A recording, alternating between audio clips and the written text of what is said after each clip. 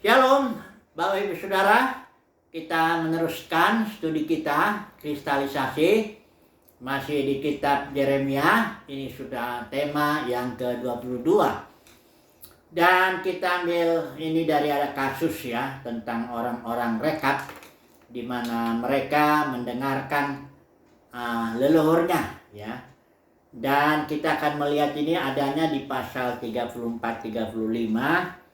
Kita tidak baca semuanya ya. Ini ada yang di pasal 34 dulu. Kita lihat cerita bahwa Yeremia memberitahukan kembali ya nasib Raja Sedekia. Itu raja terakhir yang akan di 11 tahun dia memerintah, di mana setelahnya Raja Babel menghancurkan Yerusalem. Kita sudah tahu itu.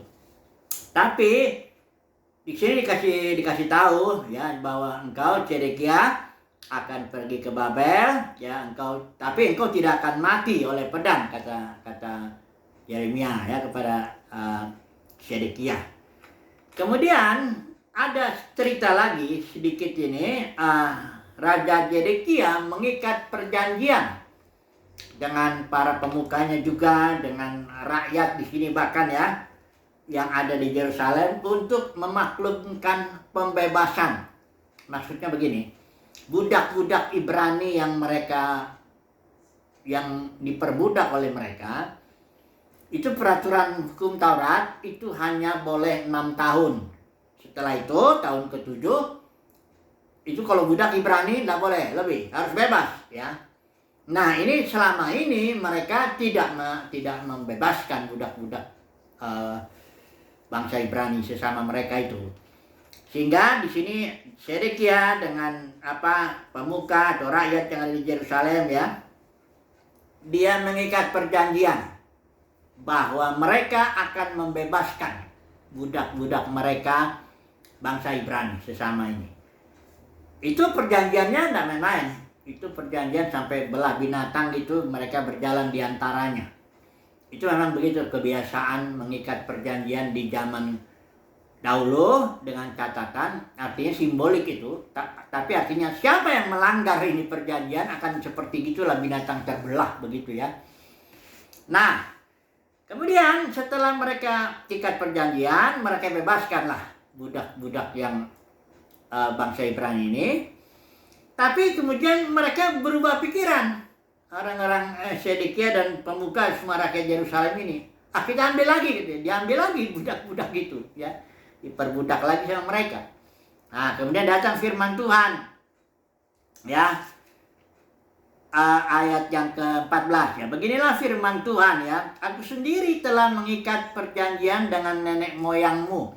Artinya pada waktu di Gunung Sinai itu, perjanjian itu lohnya memang hanya 10 hukum tertulis di situ. Tapi kan dalam perjanjian itu ada ketetapan dan peraturan-peraturan, baik peraturan hidup sehari-hari, peraturan tentang kemah suci, peraturan tentang imam, tentang korban-korban, apa semuanya. Dan itu termasuk satu paket, itu disebut perjanjian ya.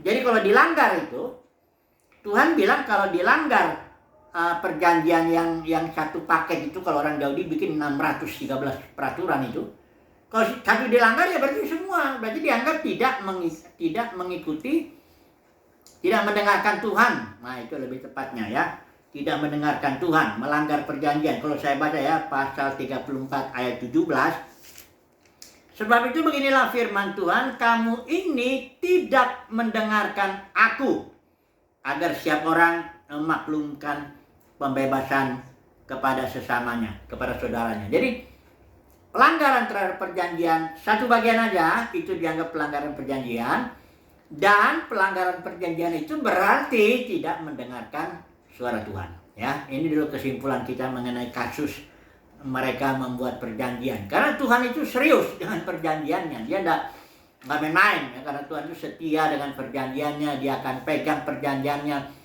Bahkan ketika Israel itu, karena kita tahu Israel dan Yehuda itu sudah dibuang Israel ke Asyur ya, tahun 722 sebelum Masehi. Yehuda ini akhirnya di zaman Sedekia itu kan dibuang tahun 586 ke Babel. Tapi Tuhan bikin lagi yang baru, perjanjian, karena Tuhan itu perjanjian itu sakral sekali ya. Bahkan Tuhan kita itu adalah Tuhan perjanjian, ya. Ada ungkapan our God is the God of covenant. Jadi dia itu Tuhan covenant, Tuhan perjanjian. Jadi dia setia sekali. Kemudian di pasal 35 ini ada cerita tentang orang-orang rekap. Ini saya bicarakan dulu ini sebelum nanti kita terapkan dalam konteks kita saat ini, ya dunia kekristenan lah. Ini kisah orang-orang rekap ini ceritanya begini ya. Ini satu pasal juga diceritakannya ini. Ceritanya ini ada seorang yang namanya Rekap, ya.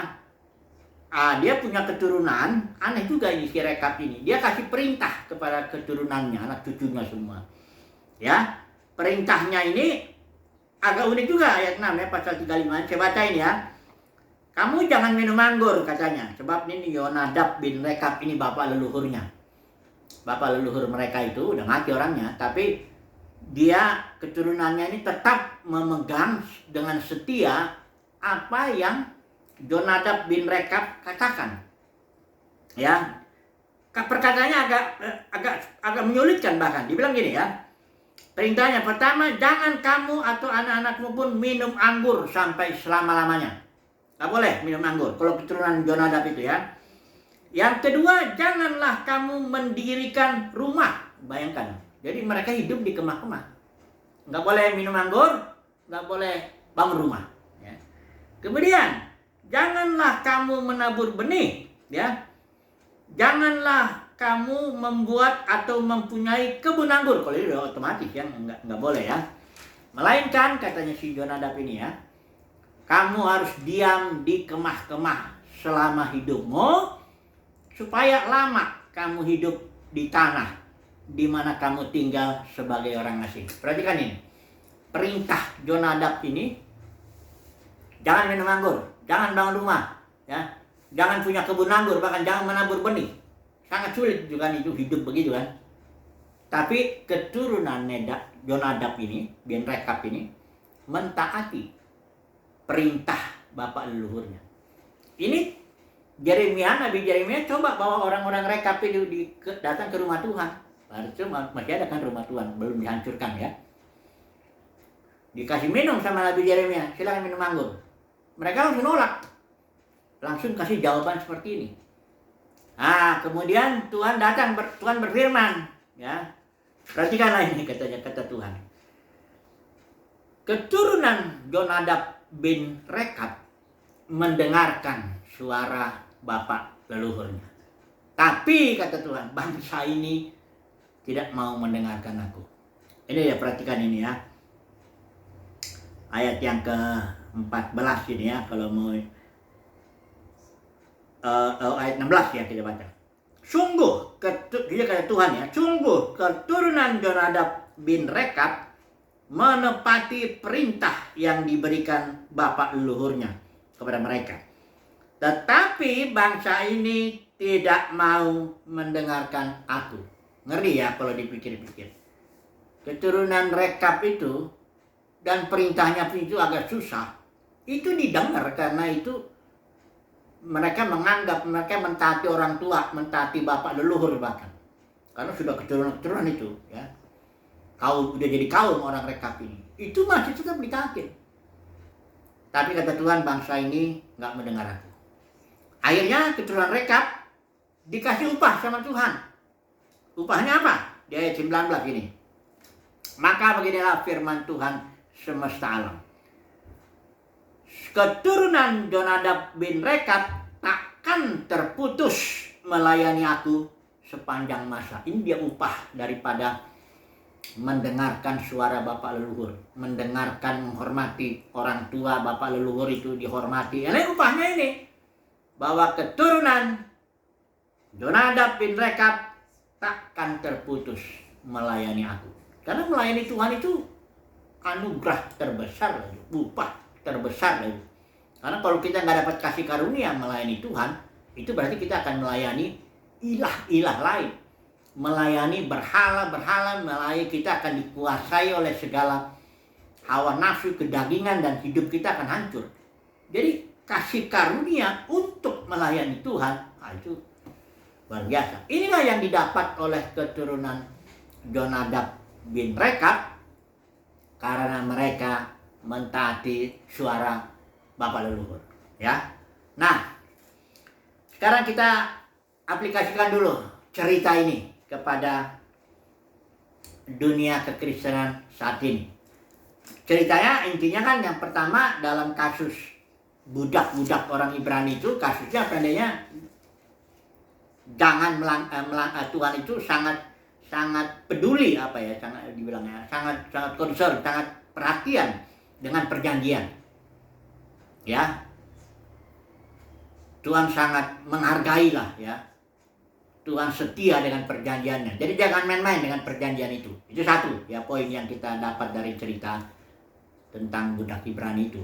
Yang kedua mengenai Jonadab bin Rekab itu, bahwa dengan mendengarkan suara bapak leluhurnya, menghormati orang tuanya, mendengar walaupun perintahnya agak sedikit unik, tapi itu Tuhan menghargai hal itu. Mendengar suara bapak leluhur itu dihargai sedemikian sampai Tuhan memberikan upah kepada keturunan Jonadab bin Rekab, bahwa mereka akan melayani Tuhan.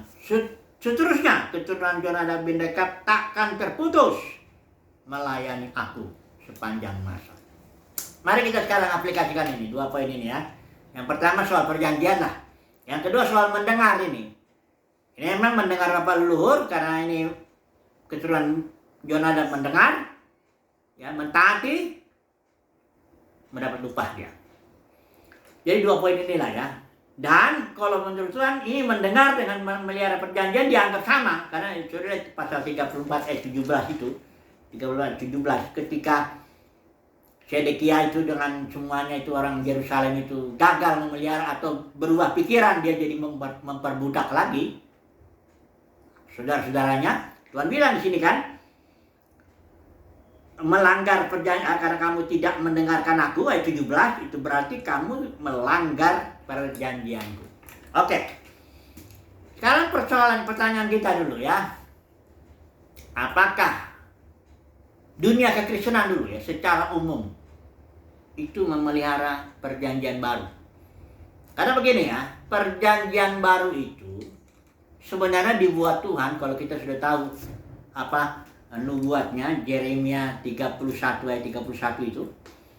Kenapa Tuhan bikin perjanjian baru? Karena perjanjian lama yang diikat Tuhan Yahweh itu dengan Israel yang diperantarai Musa di Gunung Sinai itu sudah dilanggar. Karena Israel sudah berkali-kali, ya kan, kitab Yeremia bilang tidak mendengar suara Tuhan, melakukan penindasan, menyembah ilah lain dan sebagainya itu ya. Dianggap gagal. Kemudian Tuhan bilang, aku akan membuat suatu perjanjian yang, lihat dari ayat 31 aja ya. Lihatlah hari-hari itu tiba, firman Yahweh, ini seperti LT, bahwa aku akan mengikat suatu perjanjian baru dengan keluarga Israel. Jadi perjanjian baru itu Tuhan buat, Yahweh buat untuk orang Israel, itu yang pertama. Tapi kemudian sampai itu, dan yang membuat perjanjian baru itu adalah Yesus di malam terakhir. Ketika dia mecah-mecah roti, cawan itu dia bilang inilah darah perjanjian, yang dimaksud darah perjanjian baru tentunya. Yang diadakan antara El Elyon dengan umat pilihan Tuhan yang percaya Yesus ya tentunya. Nah, Israel kan sampai sekarang belum mau percaya Yesus kan sebagai Mesias ya. Akhirnya Tuhan menggerakkan Paulus dan timnya untuk membawa perjanjian baru ini kepada bangsa-bangsa lain. Kita inilah nih. Jadi kita itu terikat dengan Yahweh atau dengan Tuhannya Israel atau dengan El Elyon. Itu bukan terikat karena perjanjian lama. Kita terikat dengan Elohim karena percaya Yesus, terikat dalam suatu perjanjian baru. Apa isi perjanjian baru? Nah ini dunia kekristenan jarang kok ngebahas perjanjian baru. Jangan-jangan saya khawatir kalau di survei 90% orang Kristen umumnya ya nggak tahu apa isinya perjanjian baru. Karena jarang sekali kita lihat dengar khotbah perjanjian baru itu isinya apa, ya syarat apa isi terkait perjanjian baru itu hampir nggak ada. Kebanyakan berkat semuanya, kesehatan, kekayaan, kemakmuran, Tuhan baik, Tuhan akan tolong kamu. Ya itu Bukan itu isi perjanjian baru. Coba dulu lihat ya. Ini perjanjian baru ini, perhatikan ya. Sangat-sangat bersifat spiritual. Ya. Makanya Efesus 1 ayat 3 itu Tuhan telah memberkati kita, umat Kristen, dengan segala berkat rohani. Karena apa? Karena memang isinya perjanjian begitu. Perhatikan ini. Ya. Ayat yang ke-33 ya. Yeremia ini. Ini sama dengan yang ada di Ibrani. Di Ibrani pasal 8 ya. Sama itu kutipan ya. Jadi kalau Paulus kan menjelaskan dua perjanjian baru di kitab Ibrani, itu kutipan daripada Yeremia ini. Isinya sama, yaitu hukum Taurat. Kalau di sini dibilang, aku akan meletakkan Tauratku di dalam batin mereka. Jadi Yahweh akan, karena tadinya Taurat itu kan ditaruh dalam dua loh batu, mereka langgar, Israel langgar. Kemudian Yahweh akan meletakkan Tauratnya masuk ke dalam batin Israel. Dan itu nggak akan dilanggar lagi. Efeknya akan ada 3. Pertama, Elohim akan menjadi Elohim mereka. Ya. Mereka akan menjadi umat Elohim, umat Yahweh. Kedua, mereka akan mengenal, besar kecil akan mengenal Yahweh secara batinnya, secara benaran pengenalannya. Dan yang ketiga, dosa-dosa mereka tidak akan diingat lagi. Ya. Nah, inilah dia perjanjian baru isinya. Jadi dunia kekristenan seharusnya ya fokus bahwa hukum Tuhan, hukum Taurat itu seluruhnya ya itu masuk, sudah ditulis oleh Roh Kudus dalam batin kita. Jadi ketika Yesus mati, bangkit, ada darah perjanjiannya itu kan, dia masuk ke dalam kita sebagai pribadi Roh Kudus, Roh pemberi hayat, itu nulis dalam batin kita hukum roh ya kalau kita bilang, atau hukum hayat kalau dalam Ibrani itu juga di pasal 7 itu dibilang itu hukum hayat ya. Ini perhatikan ya. Jadi bukan hukum Taurat lagi orang Kristen melihara itu, jangan. Enggak ada hubungannya lagi itu. Itu kan perjanjian lama antara Israel dengan Yahweh. Enggak ada kita hubungannya di situ. Hubungan kita di sini dalam perjanjian baru itu. Hukumnya apa? Perhatikan ini pasal Ibrani pasal 7 ini, ayat ini. Ayat 15 dulu. Dan adalah jauh lebih nyata lagi jika menurut kesamaan Melkisedek muncul seorang imam lain yang telah datang tidak menurut Taurat ya, yang bersifat kedagingan, melainkan menurut kuasa hidup yang tak berkesudahan. Ini istilah Yunani Zoe. Jadi bukan lagi hukum Taurat, tapi hukum Zoe, hukum hayat. Jadi kita orang Kristen tidak lagi ikutin aturan-aturan, yang namanya perpuluhan lah, yang buah sulung lah, yang banyak kali dibawa itu ke dalam dunia kekristenan kan, katanya belum dihapuskan perpuluhan itu. Orang udah jelas dibilang itu ditulis ke dalam batin, kok belum dihapuskan? Kok belum digenapi? Bukan dihapuskan, ya, jangan salah juga. Karena Yesus datang ya ke dunia ini bukan untuk menghapus atau membatalkan hukum Taurat, enggak, tapi menggenapinya dan menuliskannya di dalam batin orang yang percaya kepadanya. Jadi waktu orang Farisi soal hukum rajam itu kan, perempuan yang berzina, jika ditanya, gimana Tuhan, ini menurut hukum rajam, hukum Musa ini harusnya dilempar dengan batu. Yesus tulis kan dalam batin, dalam tanah. Itu artinya apa? Simbolik itu. Itu perbuatan Yesus simbolik yang artinya aku yang menuliskan hukum Taurat, hukum rajam dalam hal itu ke dalam batin. Apa artinya? Karena orang Farisi mendesak. Artinya siapa yang belum berdosa, yang nggak berdosa, ya lempar itu duluan dengan batu. Nggak ada kan? Itu tafsiran yang pertama. Yang kedua, itu artinya pengampunan. Karena perempuan itu bilang, aku kata Yesus, aku pun tidak melempari, nggak menghukum kamu. Tapi yang ketiga, ada peringatan, jangan berbuat dosa lagi. Itulah tulisan hukum rajam kalau ditulis dalam batin. Nah, dunia kekristenan secara umum, coba lihat pelanggarannya ya. Ini saya mau mengatakan ini. Harus ini, supaya kita tahu jelas. Keimamannya. Keimaman dalam perjanjian Musa itu menurut aturan Harun. Jadi artinya hanya suku Lewi yang boleh jadi imam. Kalau dalam gereja, yang terikat dengan perjanjian baru itu hukumnya aturan Melkisedek. Karena Yesus sendiri imam besar, menurut aturan Melkisedek, dan seluruh anggota gereja itu imam-imam. Tapi nyatanya dalam kekristenan kan terbelah. Kalau Katolik itu ini imam, ini umat. Kalau Protestan ini pendeta, ini jemaat. Dibelah itu. Karena apa? Ajaran Isabel dan Nikolaus. Izebel menaklukkan Izebel merampas otoritas Yesus, kalau Nikolaus menaklukkan kaum awam, mengatakan malah ada banyak pengkhotbah yang bilang begitu. Saya ini suku Lewi, ya saya berhak untuk mendapat perpuluhan dan macam-macam. Jadi secara umum kalau saya simpulkan, dunia kekristenan itu sudah melanggar perjanjian baru. Ya. Tapi Tuhan punya beberapa pemenang. Tiap zaman itu Tuhan pilih para pemenang. Kalau dalam Wahyu pasal 23 yang tidak ambil bagian dalam dosa-dosa dunia kekristenan ini. Secara umum dunia kekristenan itu sudah melanggar perjanjian baru yang bersifat batinnya. Karena dunia kekristenan ini sudah sangat lahiriah.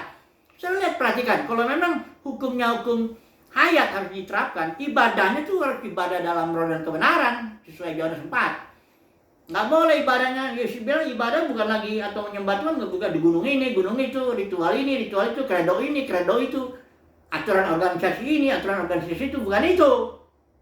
Ibadah itu, kata Tuhan Yesus.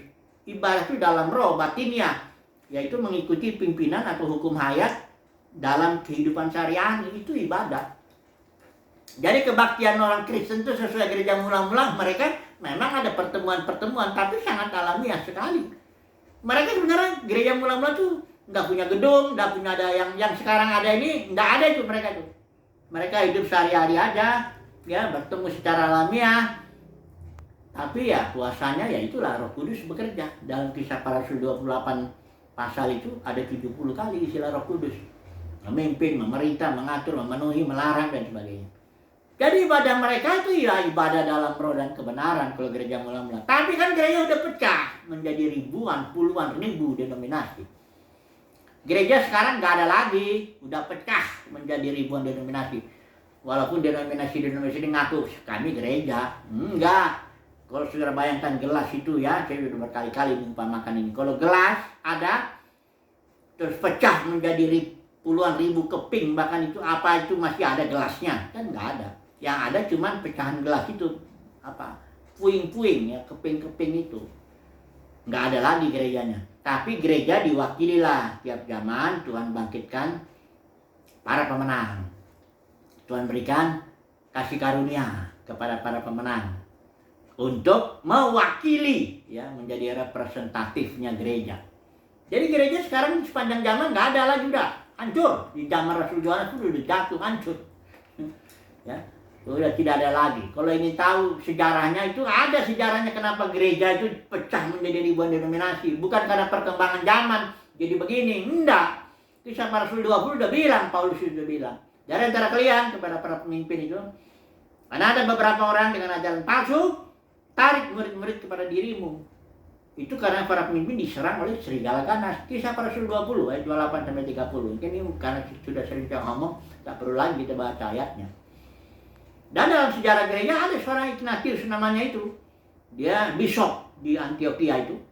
Inilah dia yang awalnya di tahun 100, sekitar 117 Masehi. Dialah mengajarkan pertama, pokoknya mesti ada satu orang pemimpin di atas para penatua ini.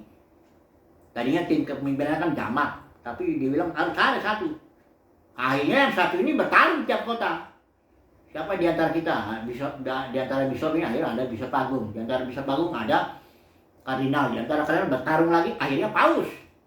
Nah, di abad ke-5, abad ke-6, itulah gereja akhirnya masuk ke dalam zaman kegelapan.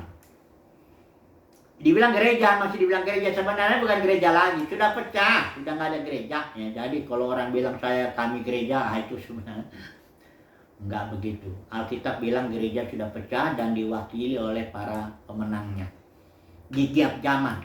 Siapa para pemenang ini? Oh, ini bukan orang-orang hebat dalam dunia kekristenan, bukan. Orang-orang sederhana aja yang mendapat kasih karunia.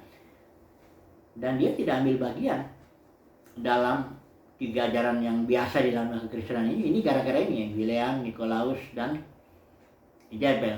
Bileam ini dagang ya, kita tahu itu kan ya. Seperti Yesus nemuin di bait suci itu, orang Farisi itu orang dagang. Dalam kekristenan udah jadi biasa lah. Ya. Biasa itu dagang itu. Bahkan ada yang nggak malu-malu bilang, saya kalau saudara makan di warung Padang kan bayar situ. Kalau makan di sini makan rohani maksudnya. dengar khotbah, ya bayarlah katanya gitu. Jadi nggak malu-malu lagi. Makan minyak pun dijual, bukan hanya urap minyak. Saya pernah lihat tuh di salah satu televisi, nonton televisi TBN, Trinity Broadcasting Network.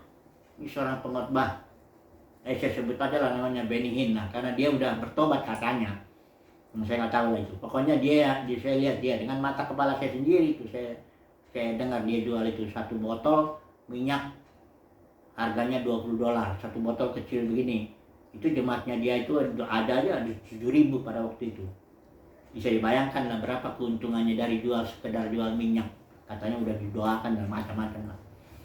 Jadi dalam kekristenan secara umum, sekali lagi saya simpulkan, secara umum dunia kekristenan telah melanggar perjanjian baru karena sudah sangat lahiriah. Kalau dibilang pendeta besar, sudah tahu enggak apa besar yang besarnya itu apa? Bukan yang batinnya yang besar. Nggak ada yang orang yang bisa tahu batin seseorang. Mana ada orang bisa melihat hati. Dan memang manusia nggak lihat hati. Tuhan lah yang lihat hati. Berapa yang tahu dalam batin seseorang. Apakah dia cinta Tuhan. Apakah dia punya pewahyuan akan firman Tuhan. Apakah dia nggak cinta uang. Kan itu di dalam batin. Nggak kelihatan. Ya. Tapi kalau dalam kekristenan, kalau dibilang besar. Pendeta besar. Yang besar tuh lahiriahnya. Pengikutnya. Gedungnya, duitnya, kaya ya banyak. Pokoknya yang lahiriahnya lah, yang besar. Ya. Jadi sekali lagi saya simpulkan lagi, secara umum dunia kekristenan sudah tidak mendengarkan suara Tuhan. Kenapa? Karena melanggar perjanjian baru. Sekarang sebagai katakanlah mendekati kesimpulan ini ya. Apakah Tuhan diam saja dengan dunia kekristenan yang begini? Oh enggak. Itu di Wahyu pasal 17 itu akan ada penghakiman saatnya ya. Hanya sekarang belum. Itu di Wahyu pasal 17 itu sudah dijelaskan itu ya. Saya coba baca dulu beberapa ini ya. Sini penghakimannya itu yang pertama ya, karena dia disebut pelacur. Pelacur ya dia akan dihakimi. Ya, pelacur itu karena dia menerima benih selain dari benih suaminya. Kalau gereja itu kalau suaminya Kristus mempelai itu kan menerima benih firman, tapi dalam kekristenan itu pelacur dalam arti dia enggak hanya menerima benih dari Yesus Kristus, tapi juga benih dari Izabel, Bileam, Nikolaus, ajaran-ajaran palsu itu diterima juga. Itu soalnya pelacur. Yang kedua, karena ini ternyata dikatakan di sini